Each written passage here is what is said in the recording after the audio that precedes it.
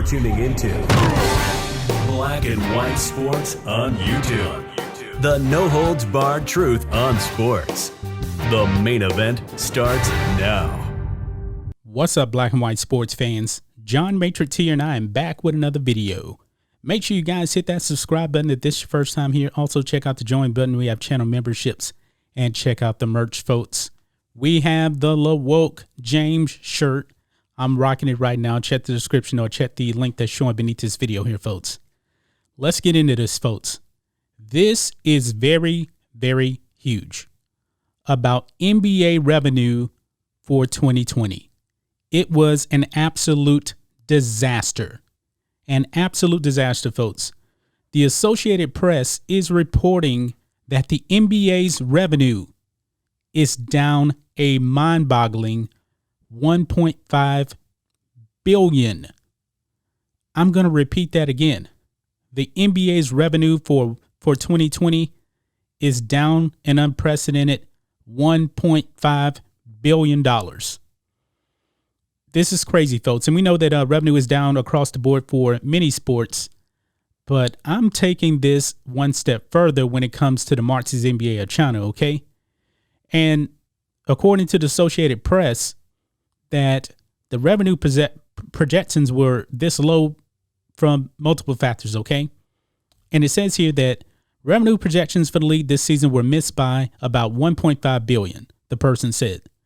The losses were the result of a combination of factors: the shutdown caused by the pandemic, the cancellation of 171 regular season games, completing this season in a bubble at Walt Disney World without fans, the nearly $200 million price tag for operating that bubble, and a year-long rift with the Chinese government that saw NBA games not shown on state television there. And you guys know where I'm going with the Marx's NBA of China when it comes to China now.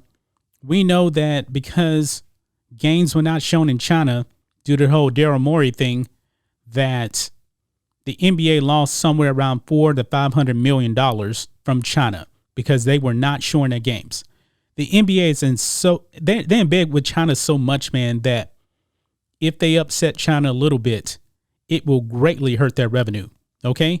Now I get it that the pandemic really hurt the pocketbook of the NBA. I get that, understand that, but I'm looking at the long-term effects of this, okay?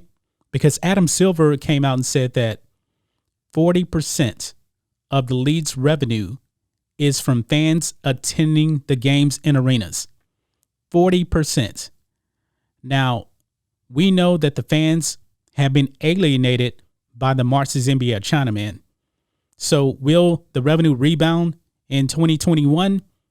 Probably not. Remember, they conducted a poll, the reason why people were tuning out the NBA. And a big majority of people said that the NBA had become too political and that they were in bed with China way too much. So pretty much they cut off their fan base in half, really. They really, really did. They alienated the conservatives out there. They embraced Black Lives Matter, a Marxist terrorist organization. They were kneeling for the national anthem. This was horrible for the Marx's NBA of China. And I'm blaming Adam Silver on this. You know, he was the one that was pushing for Black Lives Matter on the court. We know LaWoke James and everything out there, what he stands for. He is a Marxist, and he's turned into a communist now. Yeah, I said it. I'm not apologizing for it, okay? So when 40% of the league's revenue is tied to people actually attending the games, I don't see people coming back next year. And probably, you know, the NBA is probably not going to actually have fans in attendance anyway to start the season because of the pandemic. We'll have to see what happens with that. Maybe they want to open up in a small capacity because the NBA is going to really, really hurt if they have no fans all of next year either. But however, how many fans want to attend? Because they have cut their fan base in half. No doubt about it. And I think many people have turned off the NBA.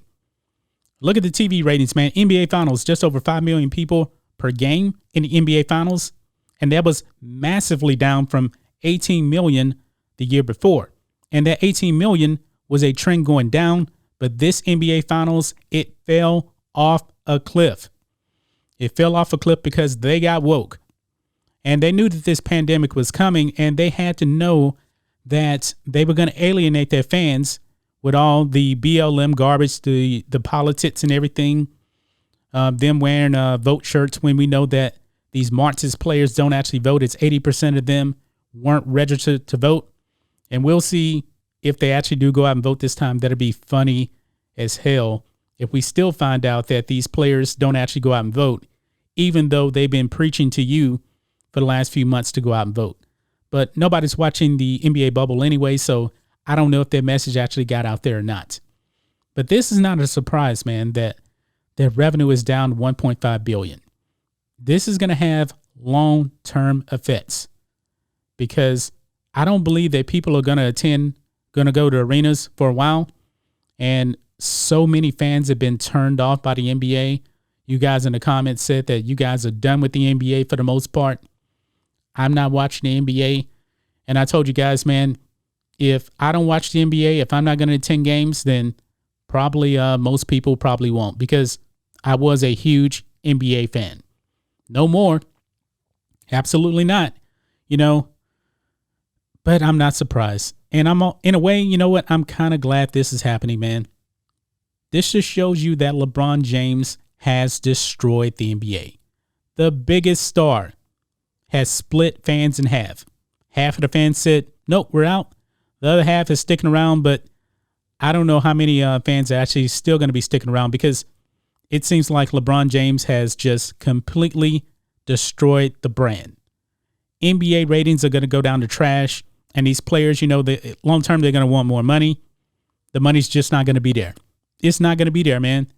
Adam Silver told the players even before they came in the bubble, they couldn't guarantee anything because the money is not guaranteed. So when going into the bubble that nothing is guaranteed, why would you destroy your brand even more? If the NBA didn't go woke, they could have salvaged this thing.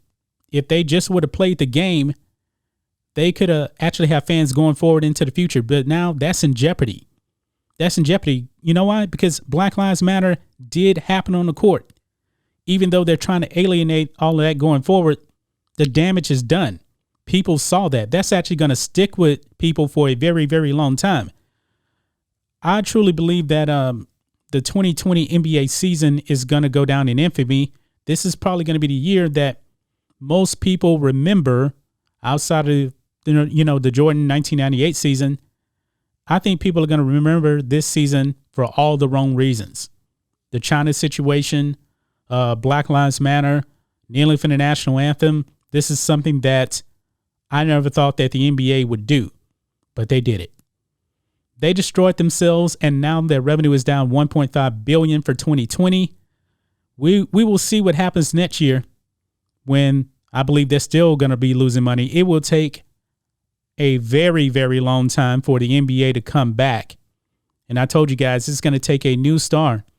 LeBron James is going to have to retire and go away, and they're going to need a new face of the league that's going to be neutral and not alienate fans. But that's just my thoughts on this. What do you guys think of this, black and white sports fans? The NBA, the Marxist NBA of China's revenue down $1.5 billion in 2020. And I predict that it will get worse going forward because the damage is already done.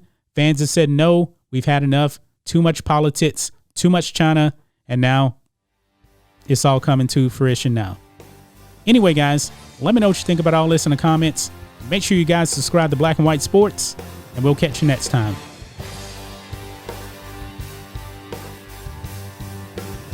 Thanks for watching the show. Be sure to like, comment, and subscribe. Be sure to tune in next time on Black and White Sports.